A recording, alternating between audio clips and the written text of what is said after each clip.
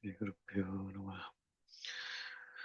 वक्रतुण्ड महाकाय सूर्यकोटिसमप्रभा निर्विघ्नं कुरु मे देव सर्वकार्येषु सर्वदा।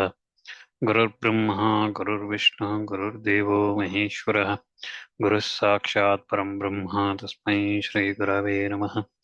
गुरवे सर्वलोकानां विषये भवरोगिणां निधये सर्वविद्यानां श्रीदक्षिणामूर्ते नमः। मूकं करोति वाचालं पङ्गुं लङ्घयते गिरिं यत्कृपातमं वन्दे परमानन्दमाधवम्। व्यासाय विष्णुरूपाय व्यासरूपाय विष्णवे नमो वै ब्रह्मणते वासिष्ठाय नमो नमः। श्रुतिस्मृतिपुराणानाम् आलयं करुणालयं नमामि भगवत्पादं शङ्करं लोकशङ्करम्। नारायणं नमस्कृत्य नरं चैव नरोत्तमं देवीं सरस्वतीं व्यासं ततो जयमुदीरयेत्। पार्थाय प्रतिबोधितां भगवता नारायणे स्वयं व्यासेन कृतितं पुराणमलिना मध्ये महाभारतम् अद्वैतामृतवर्षिणीं भगवतीमष्टादशाध्यायिनी अम्बा त्वामनुसन्ततां भगवद्गीते विभेद्वेषिणी नारायणप्रभो व्यक्तादण्डमव्यक्तसम्भवम् अण्डस्यान्तस्तु मे लोकाः तद्दीपा च मेदिनी अवतीर्णश्च कालट्यां केदारेन्तर्हृतश्चयः चतुष्पीड चतुष्पीडप्रतिष्ठाता जयताच्चङ्करो गुरुः शङ्खारूपेण मच्चित्तं पङ्कीकृतबोध्यः किङ्किरी यस्य सा माया शङ्कराचार्यमाश्रये. Previously, we were looking at Arjuna expressing his grief, and he was responding to Krishna's question on why this Kashmala in this time, why this Kashmala, why these thoughts are coming to you, this Hridaya Daurbalyam, why this is weakness in heart is there, and why these such thoughts are coming. And Arjuna was explaining that how come I can kill these puja or her, these worshipable Bhishma, Drona, all these thing people, how can I can, and Guru, killing all those Guru, instead of killing those Gurus and others, I could live by Bhiksha, by begging. I could live by that rather than having a kingdom won by with blood stains on it, with blood of my gurus and relatives on it. Instead of that, I couldn't. And also, na chaitudvidmah kadaranno gariho yadva jayema yadiva no jayiho. I don't know what's going to happen, right? Whether we are going to win or whether they are going to win. We don't know, right? Who is going to win, we don't know. And even if we win, I don't know whether that's better.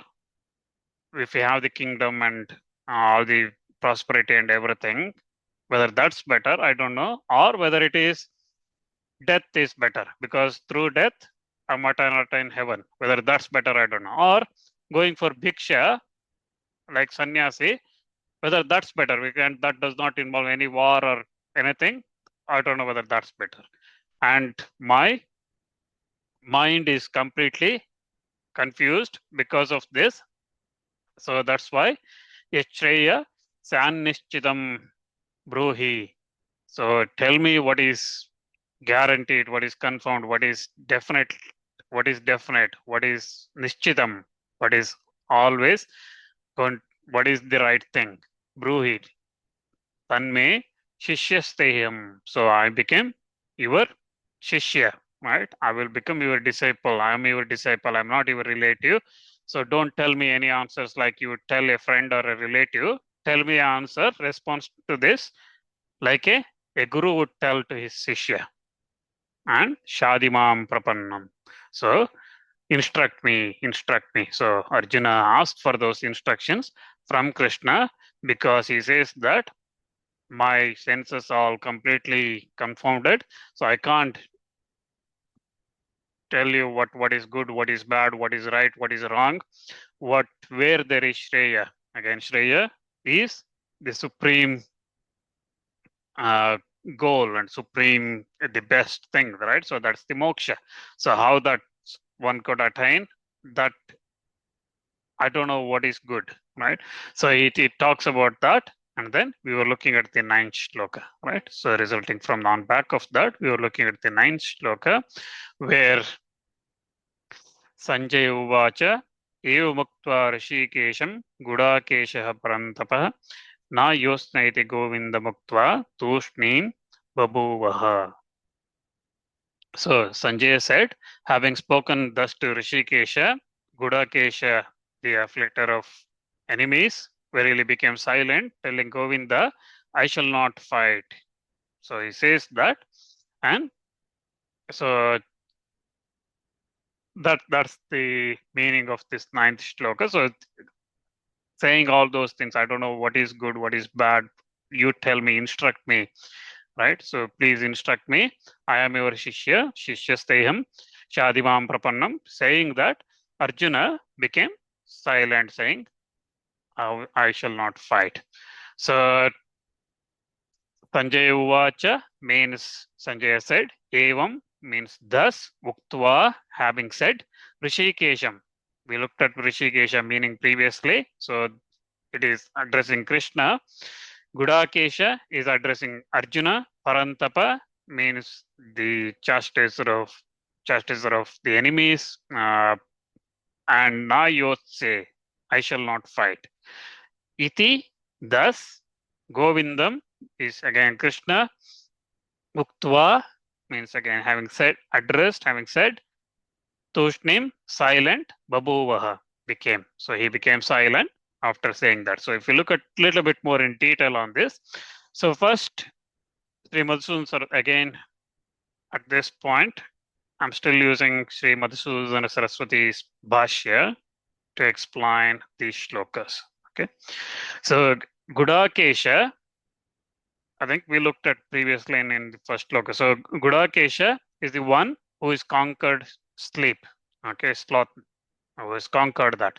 So Gudaka Isha. So Gudaka is his sleep or nidra, slothness, laziness, and those kind of things, right? So Isha is the conqueror, the Lord. That's the Isha. So Gudakesha. So that's addressing Arjuna here. And Gudakesha is also has another meaning. So if you split it as Gudaka Isha, that's the conqueror of sleep or laziness and those kind of things.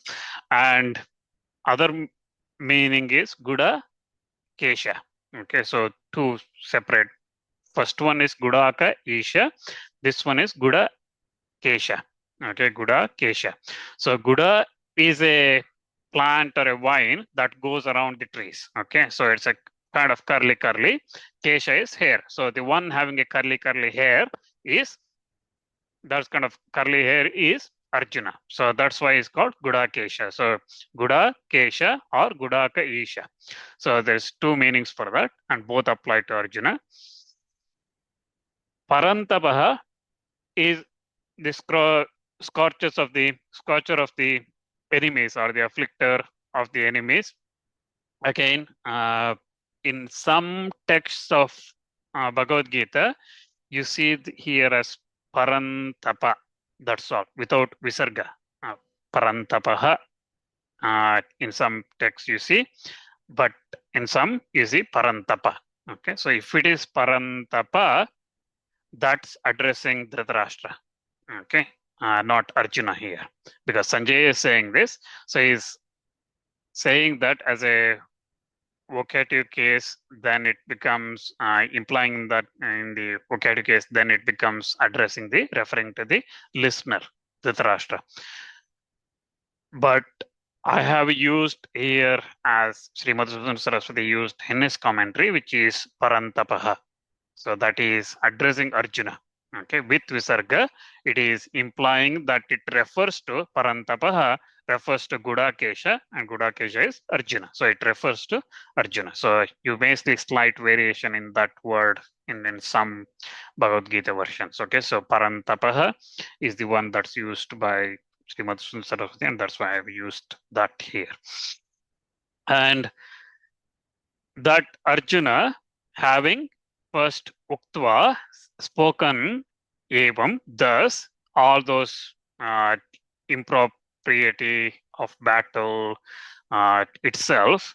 In for example, he said in the fourth shloka of this Sankhya Yoga, he said, Katam Bhishmavam Sankhya Dronam ch Madhusudana Ishvi Pratiyot Syami Puja Varisudana, right? So how can I fight in battle against Bhishma, Drona, and all those things who are worshipable, right? So how can I fight against those people? He says that having said all those things, having spoken Uktva Am, spoken all those things, to Rishikesha, to Rishikesham. So Rishikesha, we already seen Rishika Isham, right? So Rishika is Indriya, senses. Isha is controller, the Lord. So here Rishikesha is the one who is the internal controller by virtue of being the impeller of all the senses or organs. Sarvendriya pravartakatvena antaryaminam. So that's what Madhusudana Saraswati, Sri Madhusudana Saraswati says in his Bhashya. So that's the Rishikesha. And then he also addresses Krishna as Govinda, right? So Govinda again in first chapter in the 32nd shloka, we looked at Govinda word again, right? So there he was Kinno Rajyena Govinda when Arjuna was addressing Krishna, he used that Govinda, and at that time we used the Govinda word, meaning of Govinda as the one you yourself know my dispassion of the worldly rewards because you are master of the organs, and by the way of presiding over them, that's why you know all this. So there it's Govinda said as Indriyanyadhisthana Taya Nityam Praptastvameva Ma Mamaihiga Palam Viragam Janasiti. Right? So there you are saying that you are control of all the passions, all the internal organs and everything. That's why you control me. And also we looked at Go means Brahma, Veda, Earth, Surya, cow, and all those things. And also Indra called Krishna as Govinda after Krishna lifted Govardhana Parvata, right?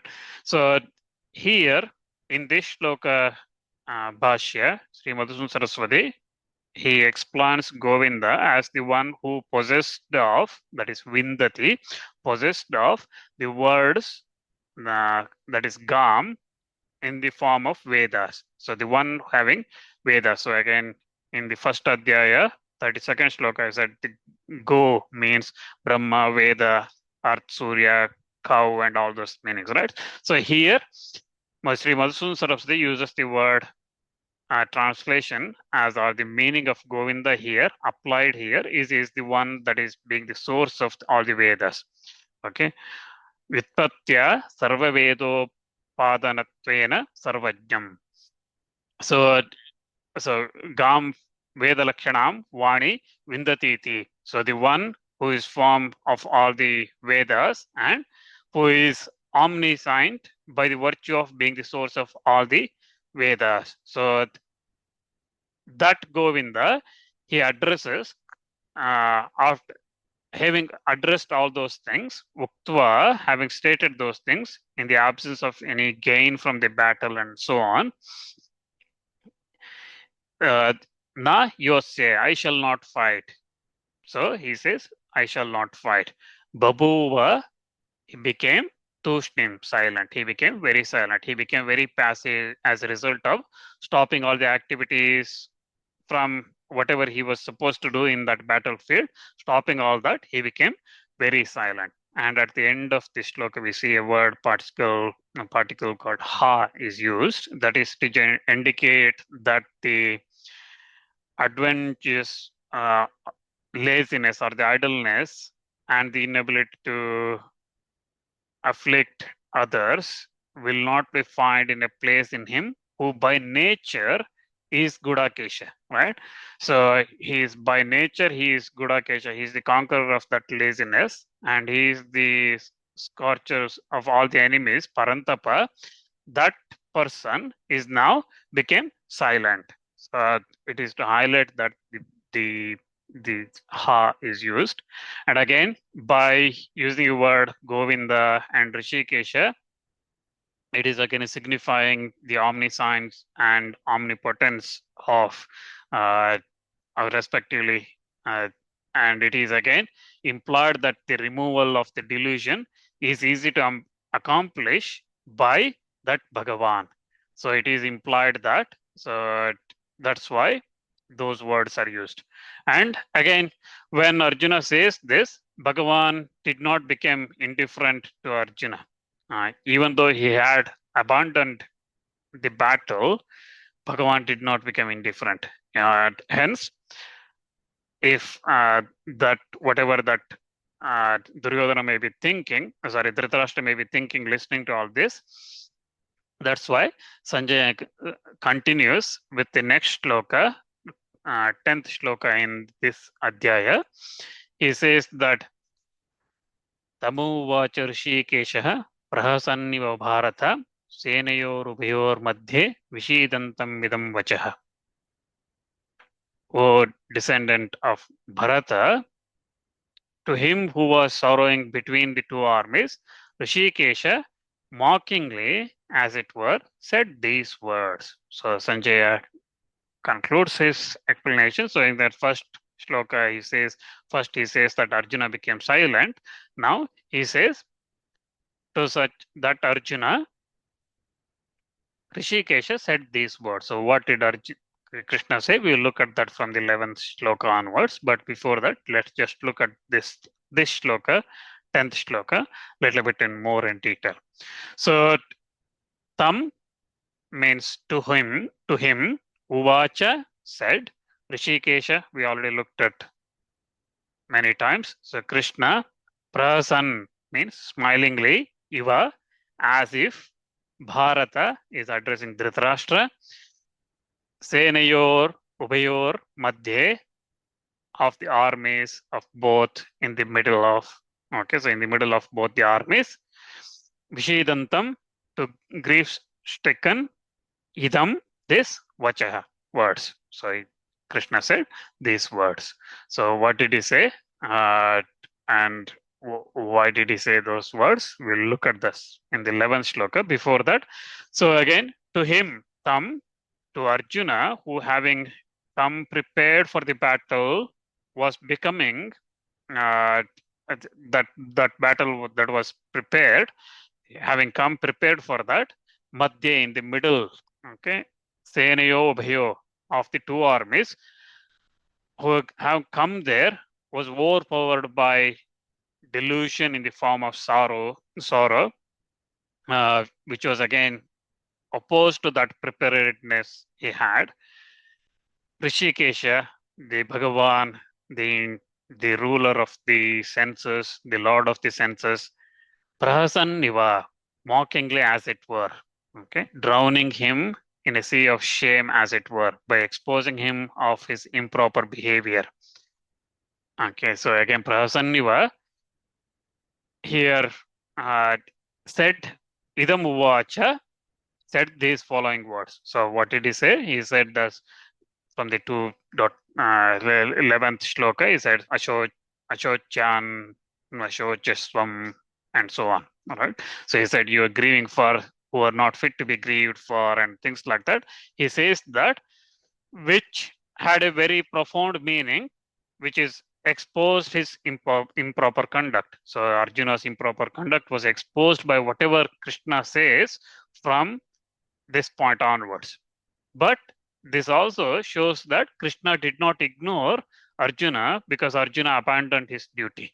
Okay, Krishna told him what he wanted to hear, because Arjuna again came as not as a friend or a relative. He was asking as a disciple. He was asking as a shishya. And he asked Krishna to instruct him. And he also shown all the signs, all the qualities, we looked at this last time, of Arjuna having all the qualities to show that he is fit to receive those instructions, right? So we looked at, for example, Arjuna's as not attaching to his kingdom or relatives or separation of his body from Atma, and him looking at not attaching to any wealth or anything like that. So completely renunciation. So he was ready to receive those instructions. So that's why Bhagavan did not ignore him. So here again, if I look at the one interesting word here is prasanniva. Okay, so kind of mockingly he smiled. So prasan is smile. Okay, Iva says as it were. So he did not smile, but he smiled like he was smiling. Okay, that is kind of a mockingly smiling at somebody to show improper behavior. Okay, exposing that improper behavior, putting one at a shame, one smile. So if someone does something which you know that is not right, but you just laugh at them. Okay, right.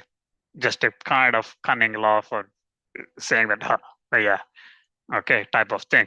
So Krishna's laugh was like that.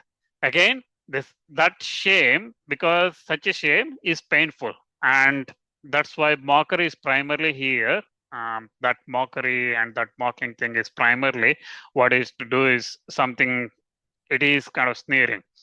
But since Arjuna was somebody who Bhagavan wanted to look after, but he is an object of Bhagavan's grace, somebody who is of receiving Bhagavan's grace, and since the exposure of improper behavior was meant for the only reason Bhagavan did that was to highlight Arjuna, bring that discrimination back in him.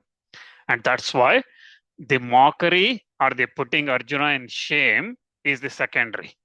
The main reason Bhagavan did that kind of mocking smile is to show Arjuna or bring that highlight in him that whatever he is doing is improper behavior. And that discrimination, bring that discrimination back in him, Bhagavan did that. The improper behavior of Arjuna again is exposed by Bhagavan, and for arousing that discrimination, just as in other cases, it is done for arousing the shame. But again, whether or not shame arises in an invariable consequence after that mockery is not intention here. And that's what Srimad Saraswati says in his Bhashya, that the shaming Arjuna is not Bhagavan's intention with that smile, but it is to bring that arouse that discrimination. Again, the one who has shunned the battle while, if he had shunned the battle while he was at home itself, before the battle began, then he would have done nothing wrong, okay, nothing improper. But it is highly improper to give up on the battle after reaching the battlefield with great eagerness and things like that coming there. And then that's why the words used, that senayor ubhayor madhye, is used, qualifying, those qualifying words are used for expressing that after coming to this battlefield, he is showing these signs. And that's why it is improper. If he had done that before coming to the battlefield, then it was okay. And this becomes again very clear in the next shloka when Krishna says, you are grieving for those who are not to be grieved for, and things like that. When he starts saying those things, it becomes very clear. And also again, it is to, although Arjuna's urge to engage in his own Kshatriya duty, which is fighting in this instance, had arisen spontaneously previously, it has been addressed, obstructed by two kinds of delusion and also by sorrow. So, and that's become the cause, right? So that delusion, that two kinds of delusion, Srimad Saraswati here explains them as those two are common to all the beings. So it happens to everybody. Okay, so those kind of delusion happens to everybody in the form of attachment to this samsara, this worldly existence, this mundane existence. It happens to everybody, even though it is unreal. We think that it is real, and it is natural to attach to those things, and because of that, it happens to everybody. And that Atma, which is supreme bliss and superior happiness, and that Paramananda, that is, even though we don't recognize that that is unattached to this worldly existence, right? So owing to that, that non-discrimination, where we cannot differentiate between this existence of this samsara and Paramatma, when we cannot differentiate because of those two adjuncts, two conditions, because of that, those two conditions are Sthula Sharira and Sukshma Sharira. We will come to them a little bit more detail and a little bit later. But because of that, and also because of what is called as avidya, ignorance, because of those things, everybody, all the beings, get this kind of delusion. And the other one, they applies only to Arjuna. And that's because it is the defects such as pity and things like that, that consist in, again, related to his fighting as his duty, battle as his duty, and appearing, that battle appearing as unrighteousness and things like that. That part is only applicable to Arjuna. But the rest of the things, attachment to the all the worldly existence and things like that, and the ignorance which caused by this Sthula Sharira, Sukshma Sharira, to gross and subtle bodies, and avidya, though because of those conditions, it happens to everybody. And remedy of the first one, which is the attachment to the samsara, is for all common. It's common to everybody. Is the realization of the nature of the Atma. Then that only distinguishing that the three things that causes that is the Sthula Sharira, Sukshma Sharira, and the avidya. Once one recognizes that, start distinguishing those things, then one realizes what is right, what is wrong, and at that time, this battle looks like it will look as a righteous things. It is the dharma. It is the one's own duty. And if we look at the sorrow on the other hand, so that's related to delusion. That's caused the shoka. That's caused. But on the other hand, sorrow, which is coming there, that's is again is dispelled again by removing this. Once this moha, that's the attachment, that disappears, then this shoka also disappears.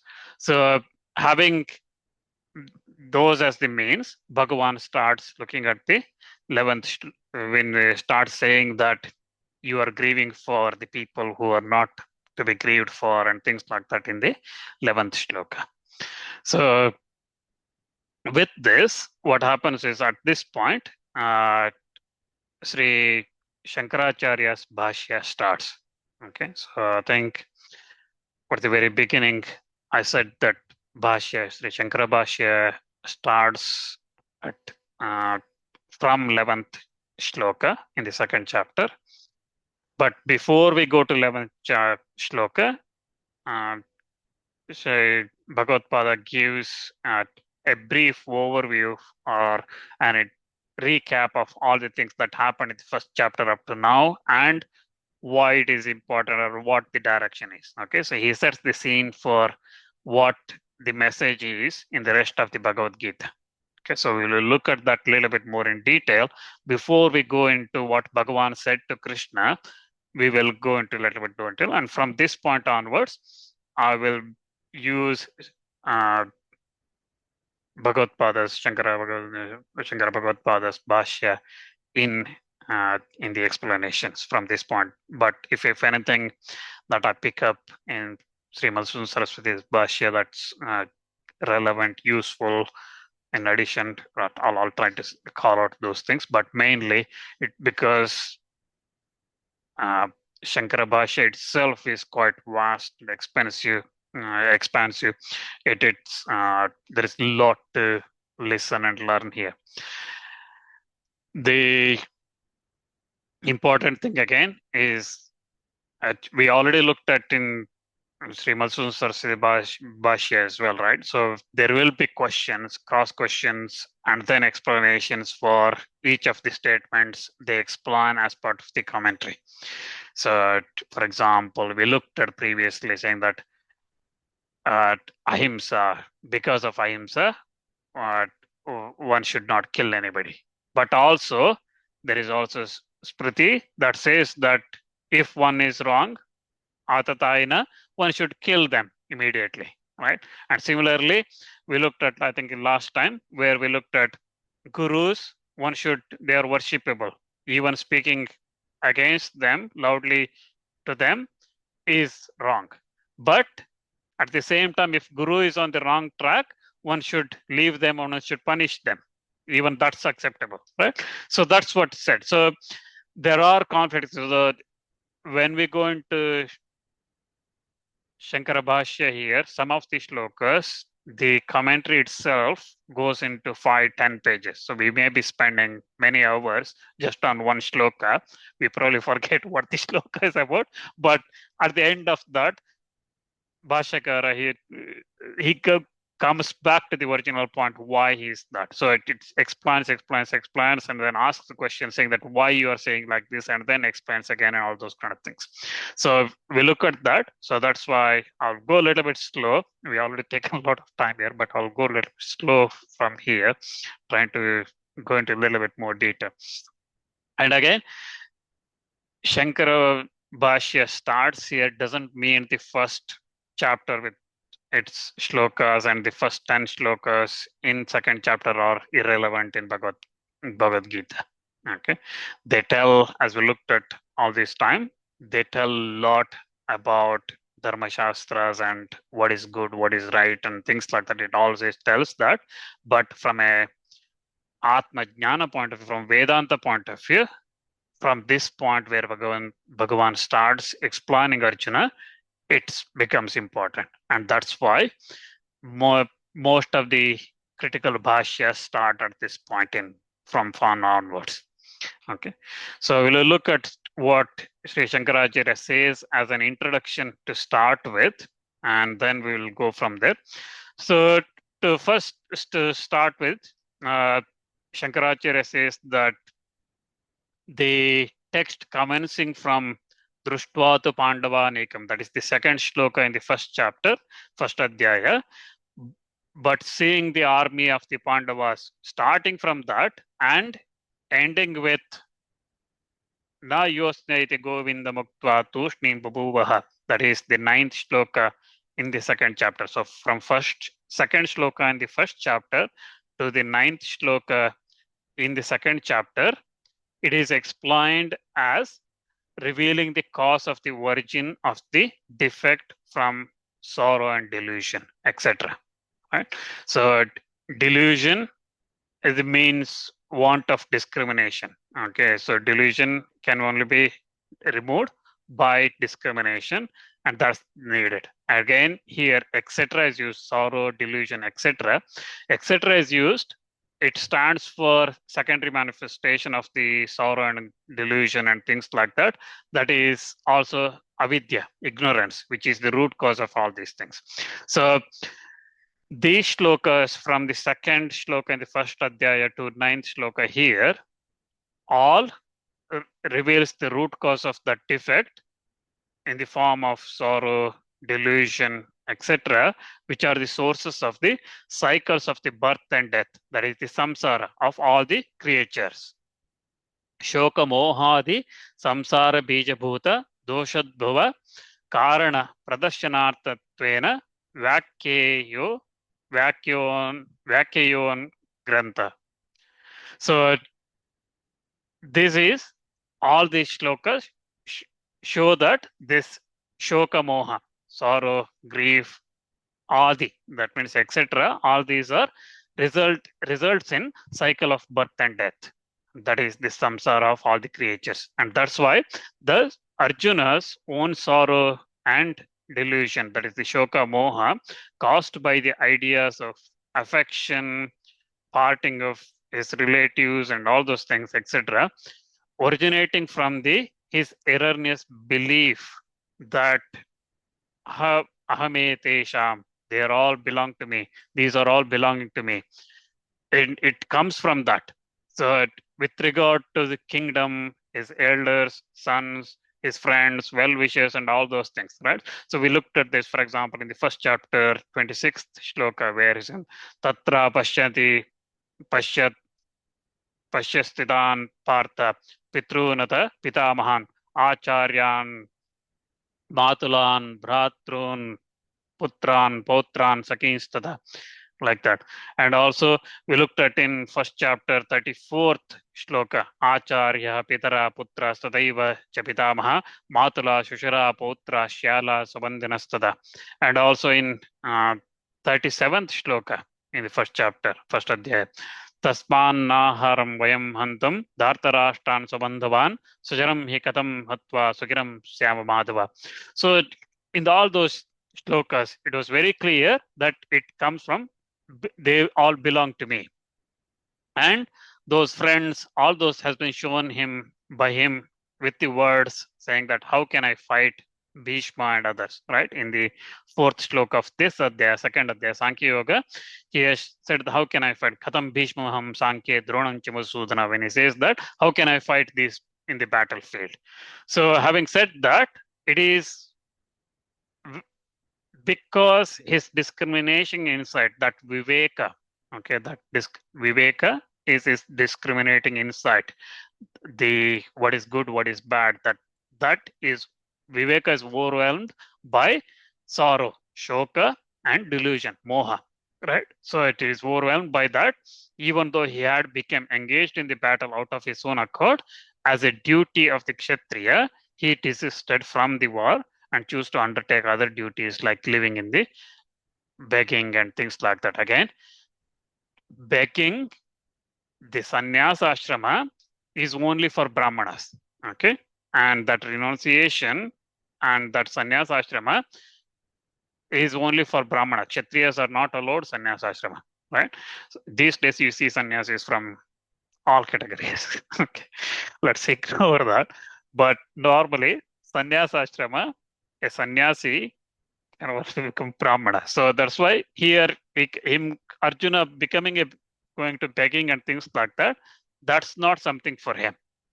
And it is thus because of that, that in the case that all the creatures whose minds come under the sway of defects of shoka, moha, etc., all those things, sorrow, delusion, and things like that, these people certainly follows the matter of course of abandoning their duties and resorting to prohibited ones. So Shankaracharya says that where these shoka, moha, and avidya and all these things come, there definitely they abandon their duties and resort to prohibited ones.